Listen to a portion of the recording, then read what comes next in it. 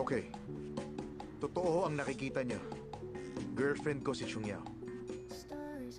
Pero, ayoko may ibang makakaalam bukod sa inyong tatlo. Pumikit kayo at tumalikod.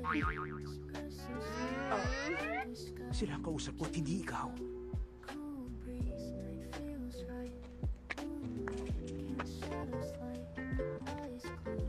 Tara na nga.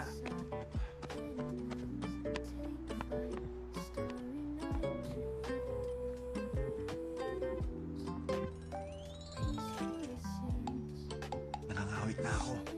Parwe, tingnan mo kung nakaalis na sila. Ano? Tingnan mo kung nakaalis na. Sino? Wala na sila. Tara, umalis na tayo. Hawakan niyo ako. Pagod na ako.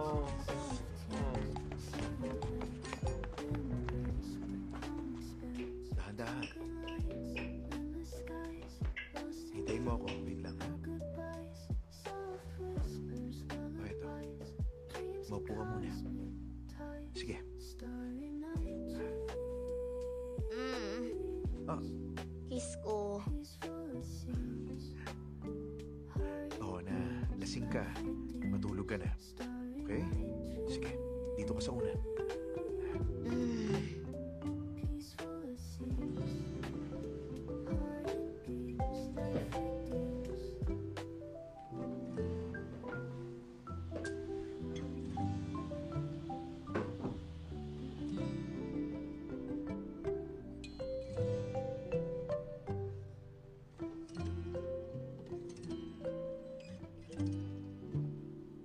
Sandali lang, ha?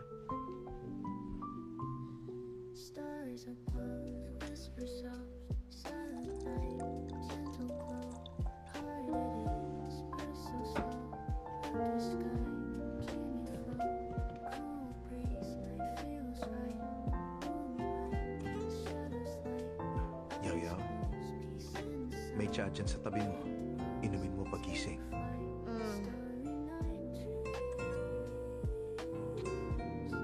See you. peaceful it seems. Heart it beams, life redeems. Starry night, peaceful it seems. Heart it beams, life redeems. I miss you. Night begins. I'm just a distant glance. Soft tunes, silver hands, embrace.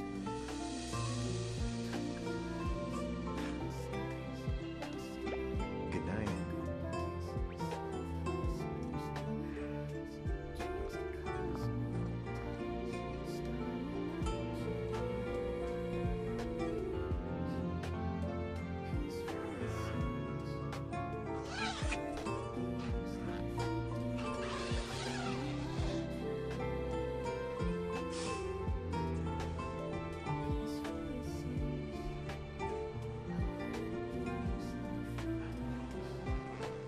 Ha? Bakit ka nandito? Na-miss mo ko. Ah, I miss you too.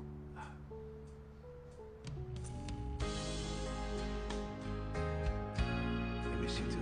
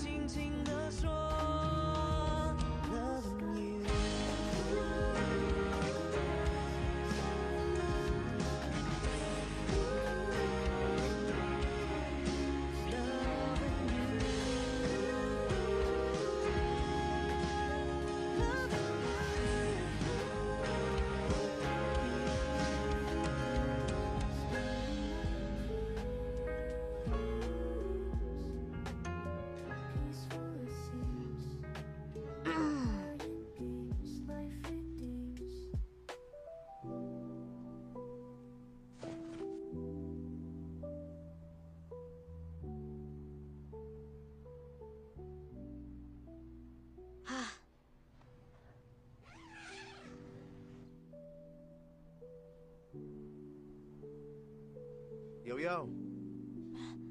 Good morning. Saan mo nakuha yan? Pinitas ko. Wildflowers yan?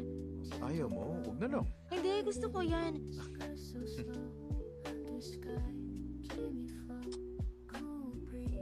Teka, bakit sa tent mo ko natulog kagabi? Hindi mo maalala? Hindi. Yaw. Matagal na kitang kilala.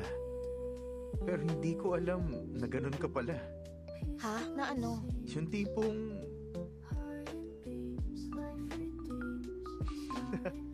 Hindi na kita aasarin. Sinipa mo lang naman ako paalis ng kutsyon. Kinuha mo yung kumot ko. Yun lang ba? Ano pa ba? Akala ko... Anong iniisip mo? Sabihin mo. Ano yun, ha? Gising na sila, tara na.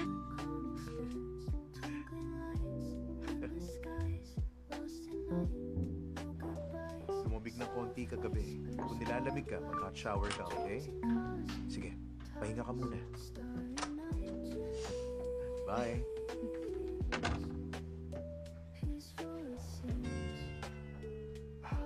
Wow, ang liwanag ng ilaw. Ang sakit. Wala akong makita.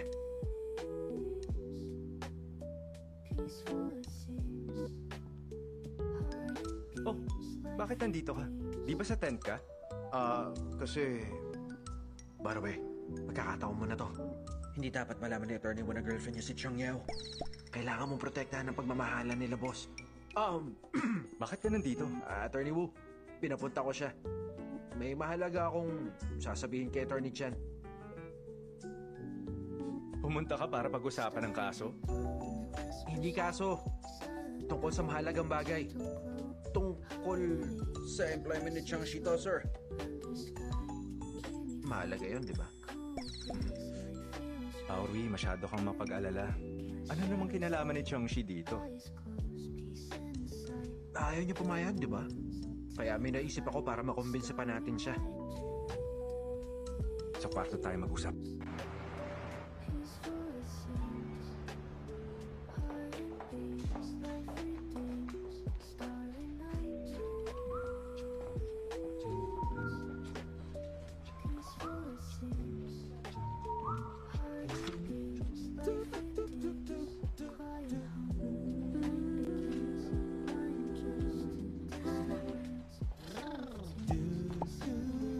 Oo na.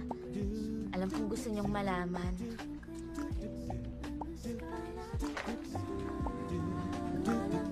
Sa amin. Nawala yung kalasingan ko nung nakita kong magkayakap at naghahalikan kayo ni Attorney Chen. As in, hello, si Attorney Chen yun. Tumalikod na lang ako. Hindi ko kayang tingnan. Ang gusto ko malaman kung kailan pa naging kayo ni boss. Noong unang dating mo rito, alam ko talaga na may potensyal ka eh. Pero namipigla ka ha. Ikaw na ang lady boss.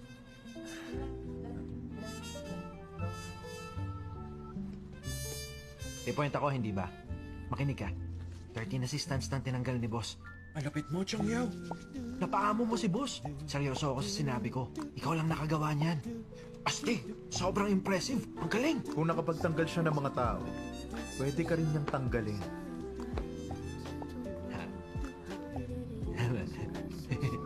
Hindi, nagbibiro lang siya. Tama na nga to. Wala naman kaming... Wala kaming seryosong nakita. Sige na, huwag na kayong magpanggap dyan. Sagot ko lunch natin ngayon. Walang maingay, ha? Thank you, boss. Salamat. Trabaho na.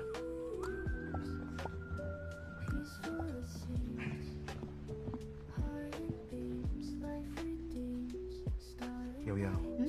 Pinapauwi ako ni Papa ngayong gabi. Sabi niya importante raw yan. Hindi kita masasamahan. Ako nang order ng lunch. Okay.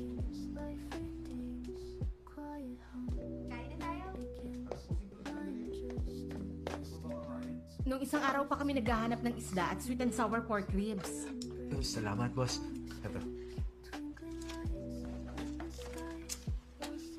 Boss, sandali. Ibig ba sabihin hindi na ako paborito mo? Kung ako sa'yo, wag kang OA. Kawawa ka lang. Naniwala kayo dun? Nagbibiro lang? Iba yung band namin. Mas higit pa to sa pagiging magkarelasyon. Boss, yung relasyon nyo, enjoy mo lang yan. Dito lang ako, mananatili lang sa Junhang. Buffet, ano ba yan? Kaya nasa harap ni Chang Yao kasi paborito niya yan. Hindi ka ba nakakaramdam? Bakit ka ba lipat ng lipat? Gusto rin ni Tanying. Napakamanhid. Concern ka sa kanya, ako wala pang pagkain. Sila may relasyon, kayo meron ba? Hindi ka pa nakakahalata? Tukusan. Wala kang sinabi. Dun sa team building, nagpanggap si Tanying na na-sprain para makasama niya si Yufei. Aray ko, ayoko madulog kayo sa tentang dahil lang sa akin. Ibang concern ni Yufei kumpara sa normal na katrabaho lang. At sa may elevator, ikaw rin ang may bitbit ng bag niya. Puro ka kasi hotpot, magkakapimples ka Meron ba? niyan. Hello, boss. Hello, Chang Yao. Sabi ko sa'yo eh. Barwe, importante sa ating mga abogado na maging observant sa paligid. Marami ka bang dapat malaman? Ano, natikpan mo? Chang Yao? Alam mo rin ba yan? Sinabi ko na, hindi ka naniwala. Oo, kami magkasama. Nakakatawa yan? Sige, mag-jowa tayong apat. Ano? Tayo na.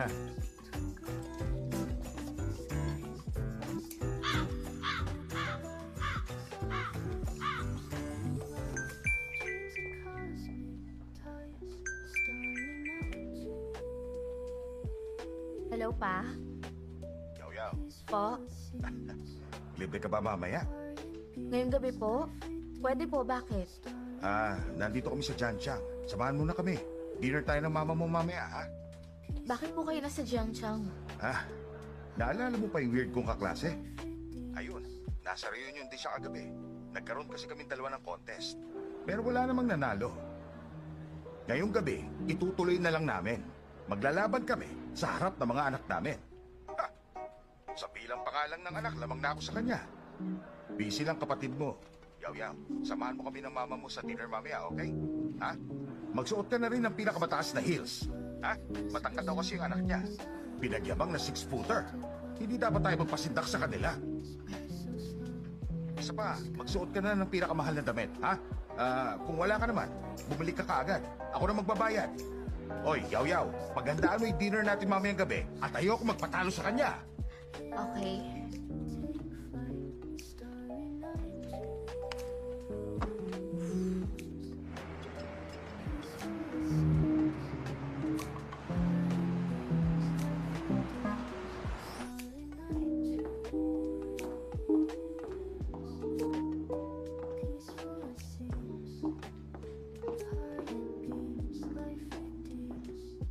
Yaw-yaw, Ba't nandito ka? sino bang kasama mo ngayon at ganyan kaganda ang suot mo? Kasama kong mag-dinner si Papa. Damit ni ate to. Ang papa mo?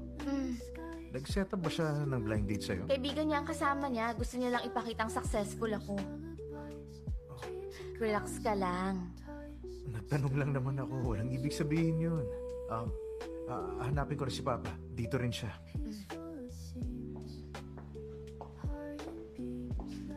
Yaw-yaw, huwag mo na ako ihatid. Dito na rin ako. Puntahan mo ng Papa mo. Diyan din si Papa eh. Ha? Para lang alam mo, sikat na abogado ang anak ko. Tigil-tigilan mo na kaya kakayabang tukol sa anak mo, abogado. Siya lang ba magaling? Para sabihin ko sa'yo, parehong anak kong babae, mga abogado rin yon. Parehong anak mong babae, abogado? Yung anak ko hindi lang basta abogado yon. Siya ang boss sa law firm. At yung dalawang anak mo, walang binatbat sa kanya. Makinig ka mabuti. Kahit gaano kataas ang posisyon niya,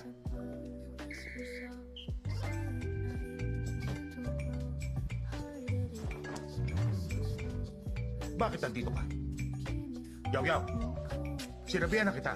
Bakit paghiwalay ka na kaagad? Diyan sa walang kwenta, manlolokong gigolo na yan. Hoy, hoy, hoy, hoy! Yung bibig mo! Anak ko yung iniinsulto mo! Bakit ba kung ano-ano tinatawag mo sa anak ko? Nakikita mo naman na maayos at disente ang girlfriend niya. Mr. Chen,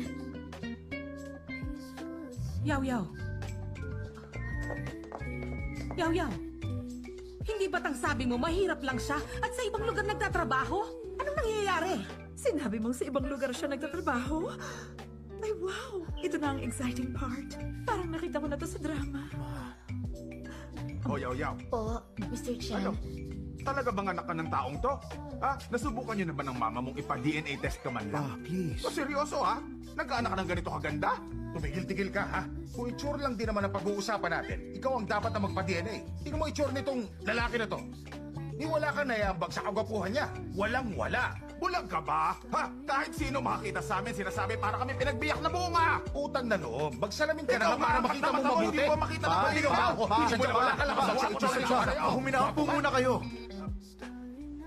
Good evening po. Magpapakilala po ulit ako sa inyo. Ako si Chen Hang, founding partner ng Junhang Firm. Ako po ang boss at boyfriend ni Chung Yao. Nagka-misunderstanding lang po. Pero kami po ni Chung Yao, totoo sa isa't isa. Seryoso po kami. Sana po payagan niyo ang relasyon namin. Yaw-yaw, eto. Tinanggihan mo ako nung unang beses. Ngayon, hindi mo na ako pwedeng tanggihan, ha? Bawal na yon. Bawal mong tanggalin yan, okay? Oh, ayokong huhubarin mo yan, okay? Chen Hang, binili ko pa to doon sa huling bakasyon namin. Huwag mo nang pansinin ng quality, pero ibibigay ko na sa'yo. Huwag na po, mahalaga po ito sa inyo. Suot mo na yan, ha? Tatanggapin ko po ito. Maraming Oo, salamat. sige. Sige na. Maupo na kayong dalawa. Oh, sige, maupo na kayo para makapag-usap-usap na. Dahil umabot na tayo sa ganito, huwag na tayong makialam at humadlang sa relasyon ng mga anak natin. Chung Yao, kahit na may pagkasablay itong papa mo, mabuti na lang at magaling kang mamili ng magiging boyfriend. Nakita mo kagwapuhan ni Hang. Natutuwa ako sa'yo dahil malakas sa loob mong ligawan siya. Pinagsasabi mo dyan. Hindi si Chang Yao ang nanligaw dyan sa anak mo. Yang anak mo ang ginawa ang lahat para lang mapasagot ang dalaga ko. Makinig ka, ha? Para makapanligaw siya, nagrenta yung anak mo sa unit kasama ng anak ko para mapilit siya at pumasok sa Junghang. Sa tingin mo ba? Dahil gustong-gusto niyang mahulog ang loob ng anak ko sa kanya. Gumawa ka pa ng kwento dyan. Kahit sino makakakita sa kanila, alam agad na yung anak mo nanligaw. Yung anak mong pumorma sa dalaga ko. Kahit anak ko, anak mo nanligaw. Sige, pareho na lang sila. Kahit sino pa ang nanligaw, mahalaga ba yun? Ang mas mahalaga, magkakasama tayo sa dinner ngayong gabi. Hindi natin namamalayan tayong future in-laws. Salamat sa mama ni Chung Yao sa pagpapalaki ng isang mabuting anak na mukhang magiging mabait na daughter-in-law. Gustong-gusto ko talaga yung si Chung Yao. Salamat, cheers na. Salamat sa compliment. Tama na kasi yan, ha? Sweetheart, tama na kasi yan, ha? Okay. Dahil ang mga bata, mga responsable naman, basta't masaya silang dalawa, wala akong problema, ha? Wala akong reklamo. Ikaw naman, Chen, ilang taon na lumipas, napakayabong mo pa rin magsalita. Ayan, oh, magpaturo kang magpakumbaba sa asawa mo. Isa pa, hindi ko inaasahan na aabot tayong dalawa sa ganito. Naalala mo pa ba kung paano ka mambuli? Tingnan mo ngayon, pagkalipas na maraming taon, yung anak mo, papa na rin ang itatawag sa akin. Ha? Akala ko ba wala kang reklamo? Talaga bang pag-uusapan natin ang nakaraan? Kung handa ka na. Uminom tayo. Ay, kung inuman lang, sasabayan kita. Mag-cheers tayo. O, sige, mag-cheers tayo. Mr. Chang, ma'am.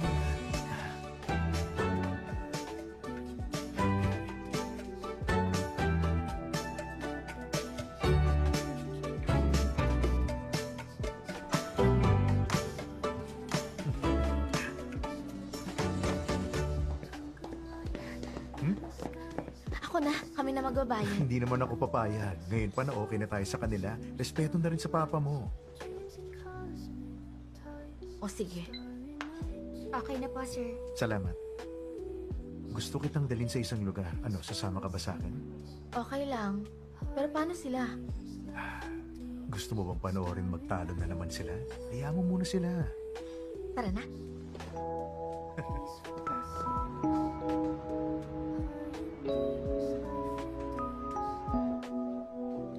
Boss Chen, long time no see. Chen Hang? Sino siya? Ngayon ka lang nagsama ng babae. Girlfriend ko, si Xiang Yao. Oh. Nawala ka. Kala ko namatay ka kakatrabaho. Nagka-girlfriend ka naman pala. Mabuti na yan. Huwag mo naman takutin si Xiang Yao. Tinatakot ko ba siya? Ha? Alam kong marami nagsasabi niyan. Hindi ko lang inaasahan na ikaw. Nung unang punta mo rito, ang bungad mo sa akin, tuturuan kita ng law. 5 minuto, daldal ka ng daldal tungkol sa batas. Kala mo hindi ako natakot? Tama na nga.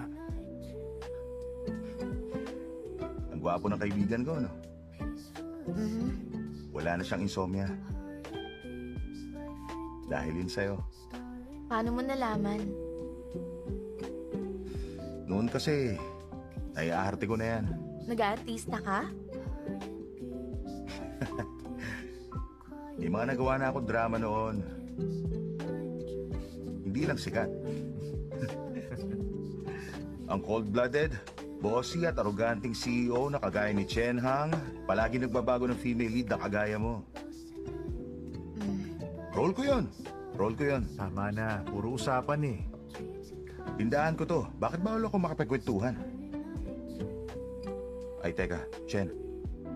Yung vinyl records na dinala mo sa akin noon, may matandang lalaki na gustong bumili kahit magkano. Dalhin mo ulit sa akin, pagatian natin ang kita. Wala na yon. Nairegalo ko na. Pinang regalo mo kayamanang yun? Alam ba nung taong yun kung magkanong...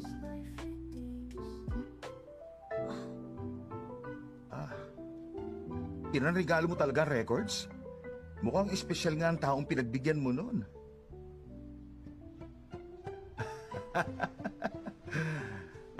Tumingin-tingin ka lang. Bibigyan kita ng malaking discount. Salamat. Malaking discount ka dyan. Ilibre mo na. Tara. Dito tayo. Wow. Ang ganda ng lugar na to. Oo naman. Ito kasi ang pinaka-hideout ko. Hideout mo? Nung nag-date tayo, iniisip ko na isama ka rito. Dito ako pumupunta tuwing hindi ako makatulog. Noon, hindi ko rin maintindihan. Ayoko yung nasasayang ang oras ko. Pero masaya akong kasama ka kahit na walang ginagawa. Mas relaxed ako kapag kasama kita. Hindi ko to naramdaman noon. Talaga? Special ba ako? Oo naman. Narinig mo kay Chen, di ba? Espesyal ka sa akin.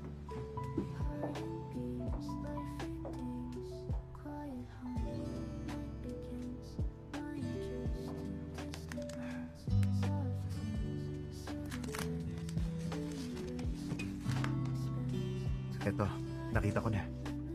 Sabi mo, paborito mo itong banda na to, hindi ba? Natandaan mo yun?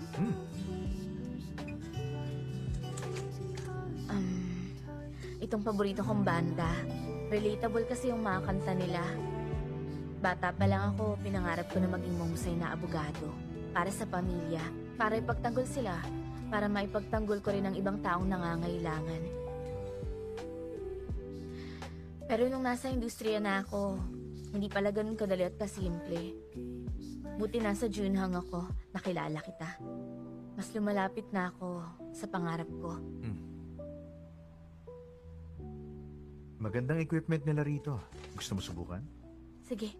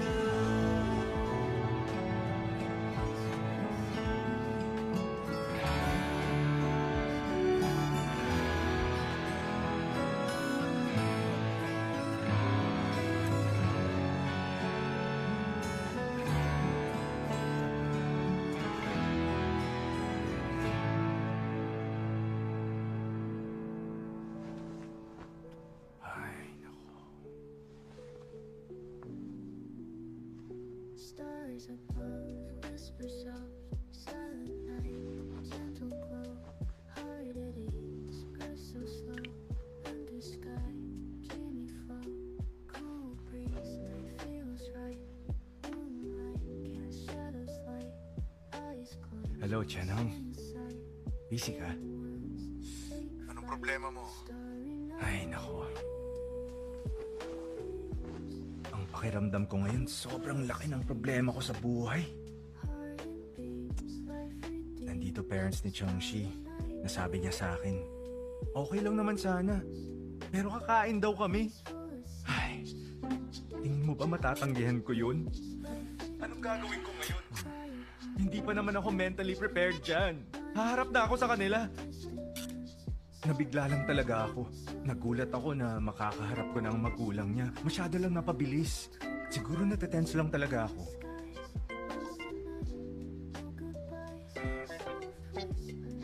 Sobrang big deal sa'yo. Siyempre big deal para sa akin. Kaya ikaw agad ang naisip kong tawagan. Kailangan ko ng payo mo. The parents, no? Magkikita kami. Siyempre dapat may dala ako. Nakakahiya kung wala. Ano kaya ang pwedeng ibigay?